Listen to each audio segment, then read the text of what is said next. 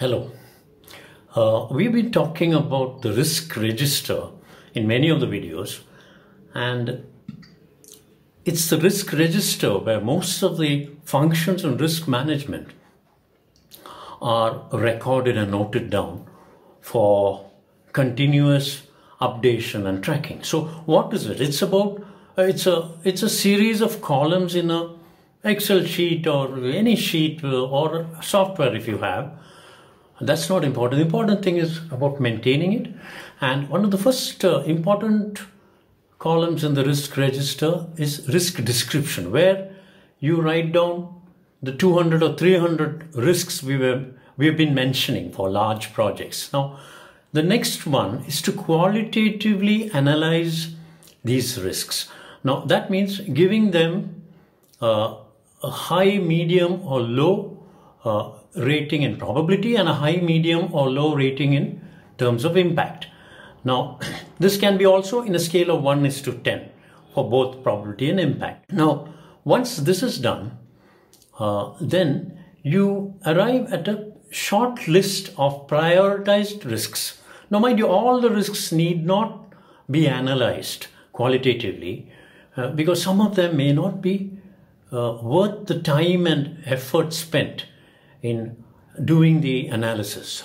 So with this, we next go to quantitative analysis, which is only for those high value risks in the which come through the qualitative analysis. And here it's all about numbers. We have probability in terms of percentage, impact in terms of money or time, and probability times impact equals the expected value, whether it's money or time.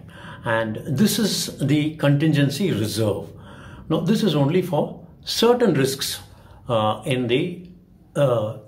which come out of the qualitative analysis. Now, these two together, the two lists together, prioritized list and quantitative analysis, will now go for risk response planning. Now, here is where the real action comes, because here we apply strategies to the risks in these two prioritized short lists.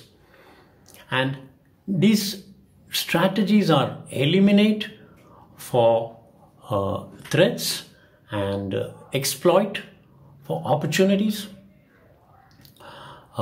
then accept actively for those risks which cannot be eliminated or mitigated or any other process possible in that in those strategies.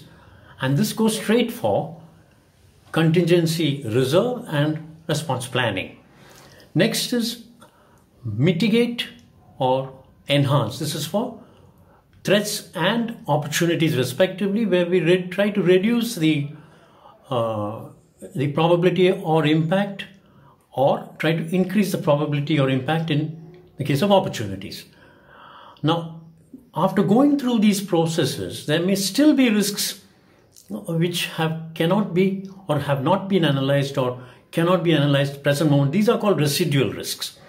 So these are entered in the residual risks because later on, or even at some stage in the immediate stage, you may have to again look at these risks. So this is the next step.